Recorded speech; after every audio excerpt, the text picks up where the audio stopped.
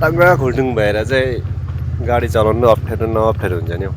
किनकि बाटो बनाउँदैछ नि त कि यहाँनिर, त्यही भएर टाङ्गा खुल्टुङ हुँदै जानुपर्छ। अब यहाँबाट चाहिँ टक्कै पिच रोड भेट्छ, त्यहाँबाट खालि मजा आउँछ गाडी चलाउनुलाई। टाङ्गा खुल्टुङमा त हत्तु हुन्छ नि, गाडी पनि खन्दङ खन्दङ। र यहाँमा चाहिँ म चाहिँ हल्का ऐना बनाउँछु, साइड ग्लास, किनकि यो साइड ग्लासले चाहिँ ब्याकको गाडीहरू आएको देख्छ नि त, भएर चाहिँ साइड ग्लास चाहिँ एकदम हुने जरुरी छ बाइकमा पनि, बाइकमा होस् स्कुटीमा होस्। अब चाहिँ भयो मेरो यात्रा साथीभाइहरू। म चाहिँ अब ड्युटीतर्फ लागेको है, र कस्तो हुन्छ के हुन्छ भिडियो अन्तिमसम्म हेर्नु होला है। र धेरै दिनको बाद भन्दा पनि धेरै दिनको बाद, सायद लगभग 1 वर्ष भयो होला मैले भिडियो नबनाएको है। 1 वर्ष चाहिँ ग्याप गरेँ होला। 1 वर्षको बाद पश्चात चाहिँ म मोटो भ्लग बनाइरहेको छु। र यहाँ चाहिँ सिग्नल छ, अब यहाँ एकछिन बस्नु पऱ्यो सिग्नलमा। अब यहाँबाट सिग्नल, अब 4टा सिग्नल काटेर चाहिँ मेरो ड्युटी जानुपर्छ।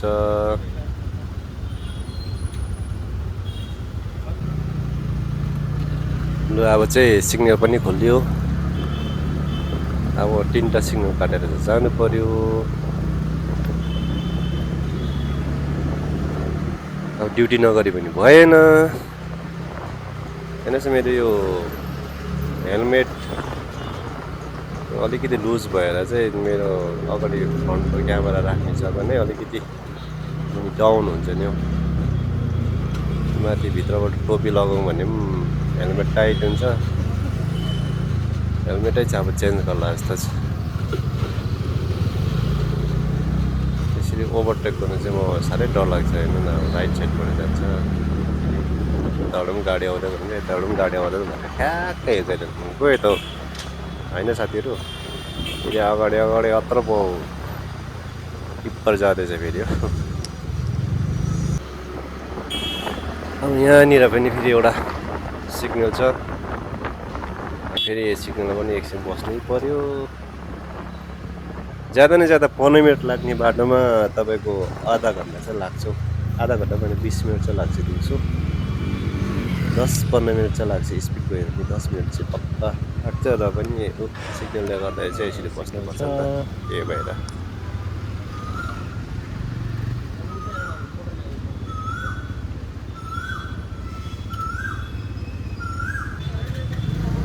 ल अब चाहिँ सिग्नल खोल्यो है, जाइहाल्नु हुन्छ त्यहाँबाट राइट भेट्न। अब फेरि पछि बस्यो भने फेरि सिग्नल लागिहाल्छ, र फेरि सिग्नल पनि छिट्टो पो भन्नु भइहाल्छ। भन्नु चाहिँ ढिलो खोल्छ, छोड्नु बन्द चाहिँ छिट्टो गरिदिइहाल्छ। र म चाहिँ यो लेफ्ट साइडबाट जाने।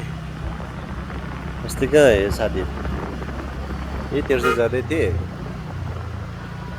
यहाँ अगाडि चाहिँ त्यो गाडीको अलिकति अगाडि चाहिँ अटो रोकिरहेको थियो, अटोले चाहिँ घुमाउँदै थियो है। यो गाडीको म कुना जाँदै थिएँ,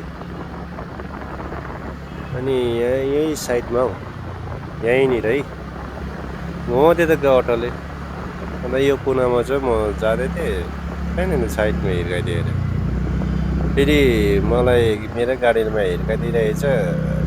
त्यसकै ठुलो छोर के भएको, त्यसको गल्ती थियो, त्यसको नि अब उयो भइगर। अब त्यसले नि मैले सपोज मैले हिर्काएको भए के भन्थ्यो होला, के गर्थ्यो होला सोच्नुहोस् त। त्यसो गर्छ साथीहरू।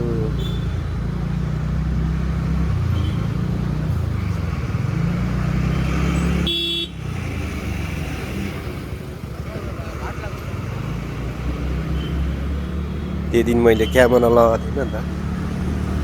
यो क्यामेरा चाहिँ लाउनु जरुरी रहेछ हौ, गाडीमा हिँड्दा रहेछ। गाडीमा होस् चाहे बाइकमा होस्, जेमा होस्, क्यामेरा चाहिँ हुनै पर्ने रहेछ। किनकि योभन्दा पहिला पनि कति सायद 8-9 महिना अगाडि म एकपल्ट एक्सिडेन्ट भएको थियो नि त। अब हुनु त अब गल्ती चाहिँ कसको, मलाई पनि कन्फ्युज भयो बाटो होइन, दुई बाटोमा जाँदाखेरि चाहिँ कन्फ्युज हुँदाखेरि चाहिँ राइट साइडबाट जाउँ कि लेफ्ट साइडबाट जाउँ भन्दाखेरि चाहिँ मैले चाहिँ यसले गर्दा चाहिँ लेफ्ट साइड बालेँ। अन्त लेफ्ट साइडै जाउँ भनेर रोक्थेँ, पछिबाट आएर त गाडीलाई ढ्याक्कै दिएर त कुक्लु गर्ने हो म त। त्यस्तो हुन्छ। सपोज क्यामेरा भए चाहिँ अलिक सेफ हुन्थ्यो होला है। अन्त अस्ति पनि जाँदै थिएँ, मेरो चाहिँ नयाँ ड्युटी हो नि त। 2 दिनको बादमा चाहिँ म चाहिँ यताबाट जान्छु भनेर त्यो दिन एक दिन पनि त्यो बाटो पनि ल्याइदिन्छु हजुरहरूलाई है। जाँदै थिएँ, ब्यागबाट नि भ्यानले आमा सिद्धाएर फेरि मलाई नै नि खोज्छ। गाडीले उडाइदिन्छु, अगाडि छ तेरो गाडी भत्काइदिन्छु भनेर मलाई धम्की दिए। अब त्यति बेला पनि क्यामेरा लगाएको थिइनँ है। हुनु त मेरो हेलमेटमा हमेसा त्यो क्यामेरा राख्ने स्टार्ट हुन्छ नि त। त्यो भएर चाहिँ त्यो दिन चाहिँ त्यो दिन पनि लगाएको थिइनँ र अहिले दिन चाहिँ लाउने मेरो एकदम लाउने छु, अवश्य लाउने छु क्यामेरा चाहिँ एकदम। अगाडि जहाँ जाओस् पनि अगाडि क्यामेरा चाहिँ लगाउनु चाहिँ लाउनु। क्यामेरा त होइन, फोन लगाउँछु, फोनबाटै भिडियो बनाउँछु होइन। होइन त्यति बेला पनि धम्की दिएर। सपोज मेरो फोनमा क्यामेरा भए चाहिँ एउटा साइज सबुत हुन्थ्यो नि त मेरोमा। त्यो भएर क्यामेरा चाहिँ हुनु जरुरी रहेछ क्या। आफ्नो गल्ती छैन न, अरूको गल्ती अब त्यो हुन्छ नि त। चाहे आफ्नै गल्ती होस् चाहे अरूको गल्ती होस्, त्यसमा त छलङ्गै देखाइरहेको हुन्छ नि त होइन। त्यो भएर चाहिँ क्यामेरा चाहिँ एकदम जरुरी नै रहेछ क्या। तपाईँहरूलाई कस्तो लाग्छ?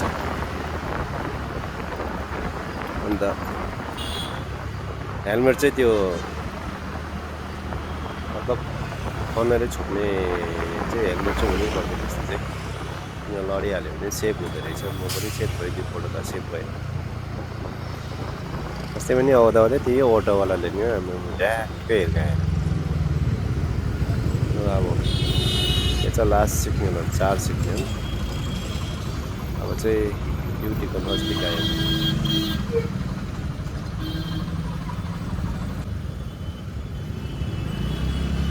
ल बल्ल सिग्नल पनि खोलिदियो होइन। यहाँ चाहिँ अब यता कति यताबाट पनि आउँदा उताबाट पनि आउँदा हुन्छ गाडी।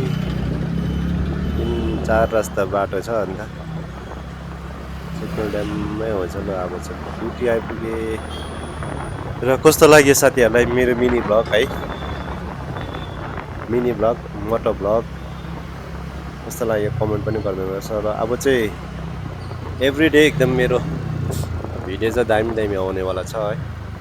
सो हजुरहरूले माया गरिदिनुहोस् होला मेरो भिडियोलाई। कतिलाई मनपर्छ मोटो भ्लग है। अब बाहिर घुम्नु जाउँ, बाहिर गएर बनाउँ भने अब ड्युटी जानु पऱ्यो, ड्युटी त भ्याउँदैन। अब गएर एकैचोटि बेलुका 1-2 बज्छ हो। भिडियो पनि एडिट गर्दै पनि छिटो गर्नु पऱ्यो हो। त्यो भएर चाहिँ भ्याउँदैन। र पनि एकदम कोसिस त जारी छ मेरो है। बेङ्गलोरको मजा जग्गाहरू तपाईँलाई अवश्य देखाउँछु।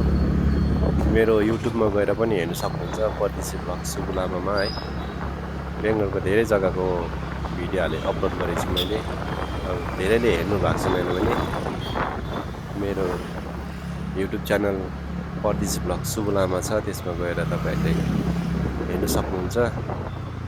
अनि यो फेसबुक सुबुथिङ लामा, त्यसमा गएर पनि हेर्नु सक्नुहुन्छ तपाईँहरूले है।